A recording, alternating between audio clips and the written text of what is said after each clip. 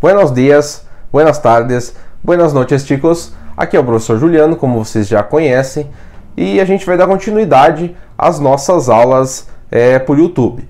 Então, nessa aula de hoje, a gente vai trabalhar com as conjunções em contexto. Então, as conjunções em contexto. E o que são as conjunções, né? As conjunções, elas são palavras que unem dois termos em uma ou duas orações. O que são orações, professor?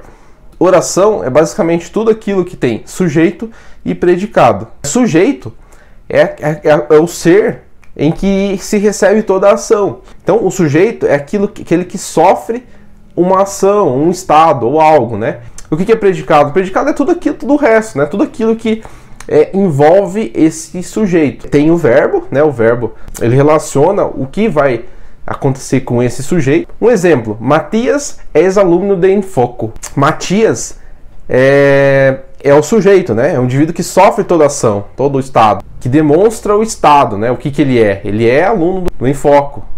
Então esse é o verbo ser, né? Então ele é aluno do Enfoco. E tudo que vem depois é o predicado. Pois é aluno do Enfoco, gira em torno de Matias. Então toda oração, ela possui um verbo, né? Ela possui um verbo para determinar o que vai acontecer com esse sujeito. Então lá, em continuação, o que são as conjunções? Elas se dividem em duas partes, né? Las conjunciones coordinantes e las conjunciones subordinantes. Então, o que são as conjunciones coordinantes? São construções independentes dentro de uma oração. Como a gente já viu, oração são construções que elas têm significados próprios dentro de uma oração. Possui uma relação de coordenação, fazendo uma ligação entre unidades equivalentes, né? Entre significados, né? Entre unidades equivalentes. Alguns exemplos de conjunções coordinantes existem as copulativas, elas demonstram adição, né? Como i, como e, como ni. E esse i seria uma adição, né? Seria o nosso e do português. Juan e Laura, né? João e Laura. E esse e, o que seria esse e? Esse e basicamente é quando se utiliza, é a mesma coisa que o y, né? É a mesma coisa que a y. Tem o mesmo significado de adição. Porém, ela é utilizada basicamente quando existe uma palavra com i, né, posterior a esse e, a esse y, tem uma palavra com i ou com h e i, né, com o som de i. Um exemplo, né? Quero uma gasosa com limão e hielo. Não é hielo, porque veja, fica cacofônico. Então é e hielo porque para evitar essa questão de prolongamento do i. Existem as disjuntivas que elas expressam alternância. O bien, o bien. Basicamente, esse o é basicamente o nosso ou do português. Ele demonstra, né, uma questão de alternância. E o que é o, professor? O é o nosso ou, só que ele é utilizado, é o mesmo que o o, só que ele é utilizado para quando existe a palavra iniciada com o, não fique cacofônico, como era no que a gente viu anteriormente. Então, por exemplo, voy de coche ou ônibus? O ônibus. Esse u, ele vai, porque para não ficar cacofônico, né? Ficar voy de coche ou ônibus, né? Voy de coche o ônibus. E existem as distributivas que elas demonstram oposição, né? Como pero, mas, sino. Vino ônibus, pero voy a volver táxi. Né? Vou de ônibus, mas eu vou voltar de táxi. Esse pero, ele reflete como algo de oposição, né? E existe também as compostas, as descontínuas e as correlativas. O que seriam as copulativas? Ni, tanto, como, tanto, quanto, assim, como. Por exemplo, quero um té, ni helado, ni caliente. Então, ela apresenta ali um intermédio, né? Um té. O que seria um té? Um té é um chá. Quero um chá, nem frio, nem quente, né? Eu quero um té, ni helado, ni caliente. Quero um chá, nem frio, nem gelado, nem quente. E o que seriam as disjuntivas ou distributivas? O, seia, seia, já, já, ora, bien, bien. Então, essas demonstram é alternância também, né? O libertar, o lucha, por exemplo, né? Por exemplo, o libertar, o lucha. E existe também, como eu já havia falado, as conjunções subordinantes. E o que são as construções subordinantes? São construções marcadas por uma relação de dependência nessa oração, né? Entre orações. Então, o que isso significa? É que toda conjunção subordinante, ela necessita de uma relação entre uma oração a outra. Ela tem uma relação de dependência. Então, exemplos de conjunções subordinantes, temos aqui as completivas, que e se. Um exemplo, supongo que chamará. Se. Não sei se chamará. Sobre um concurso, por exemplo. Supongo que chamará. Então, ela não sei se chamará. Então, aqui estabelece uma relação de complemento. E existem as condicionais. Expressado por si. Se te interessa el libro, cómprelo. Então, é uma questão de condição, né? Se te interessa, como me hagas caso, né? Que também é com um interesse subjuntivo. E as concessivas, aunque, e si bien. Aunque, por exemplo, camina hasta su trabajo, aunque vive lejos, né? Você caminha até o seu trabalho, ainda que, veja, ela estabelece uma questão de concessão, ainda que vive longe. Si bien não nos parece a melhor opção, lo aceptaremos. Mesmo que não nos pareça uma melhor opção, aceitaremos. Então, mais uma questão de concessão, né? E existem as ilativas, luego e con que. Pienso, luego existo, a famosa frase, né? Pienso, luego existo. Penso, logo existo. Es tarde. Com que, apúrate. Então, essas ilativas, elas expressam algo de consequência, né, de resultado. E existem as temporales. Luego que y ni bien. Luego que lo hubo examinado. Logo que fui examinado, segui para minha casa, por exemplo. Então, é uma questão de tempo. Logo que fui, após ter sido examinado, eu fui à minha casa. Ni bien lo avisé. Rapidamente eu avisei. As consecutivas e as comparativas. As consecutivas expressam consequência, né? E as comparativas expressam uma comparação, né? Uma semelhança.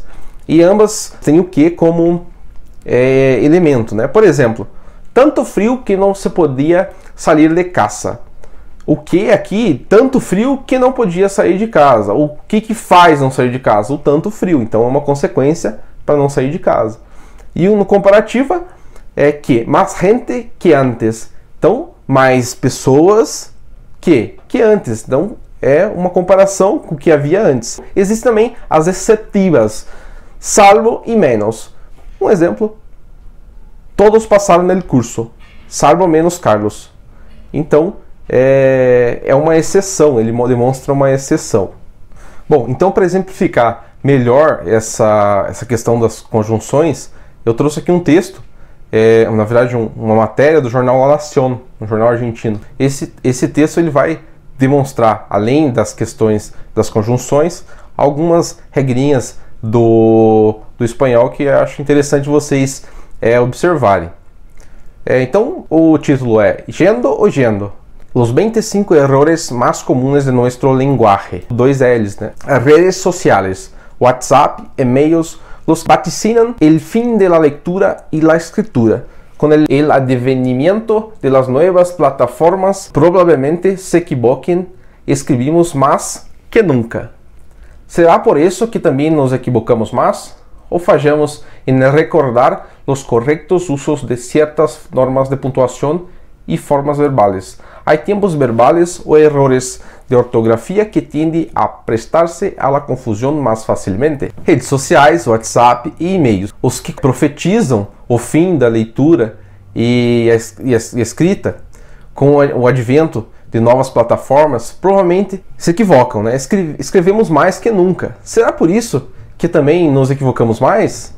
Ou falhamos em recordar os corretos usos de certas normas de pontuação e formas verbais? Veja aqui, ó.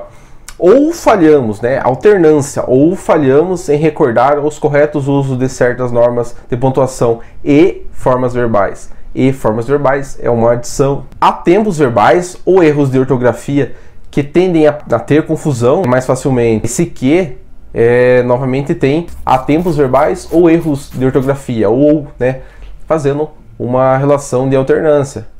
Que tendem, né, que, fazendo, uma ideia de consequência.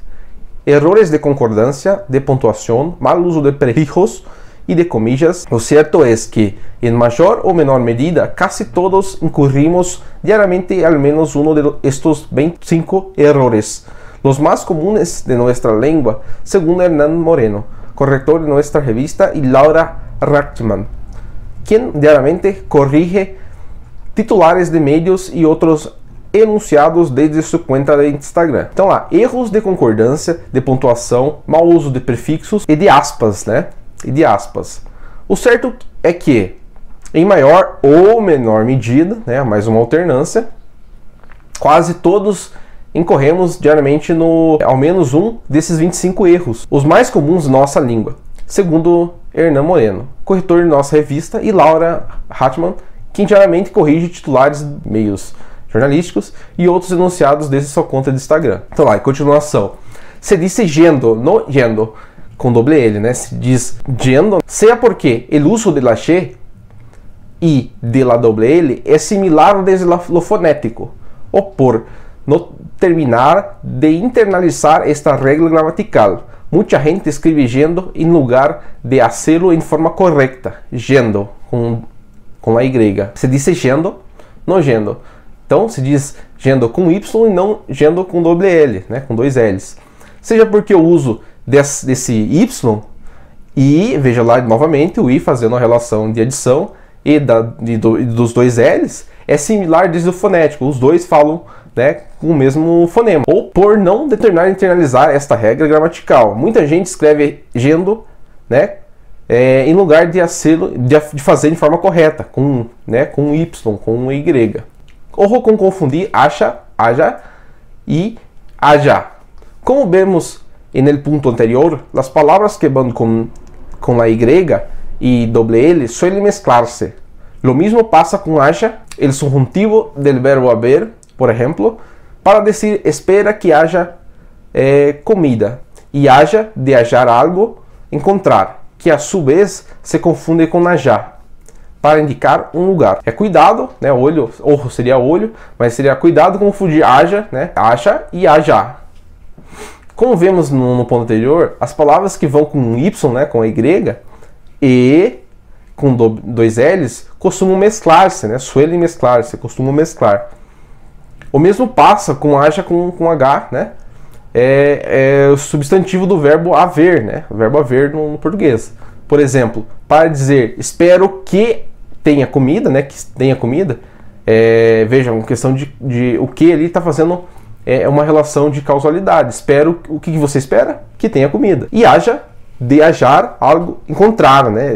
De encontrar algo. Que, a sua vez, se confunde com hajar, de indicar um lugar, né? Acá e hajar. Hajar quer dizer algo que está, de certa forma, longe. Não há que poner uma coma entre sujeito e predicado. Isso é algo básico no português, né? Que a gente já tem aqui. Um erro tão comum como inexplicável, segundo Moreno, e exemplifica, suele decirse, el velocista seguiu el récord em sua categoria. No solo não corresponde usar essa coma, sino que ni siquiera deveria haver uma pausa al pronunciar a frase, explica. Então lá, não há que pôr uma vírgula, coma. Coma é uma vírgula entre sujeito e predicado, aquilo que a gente já viu no começo da aula.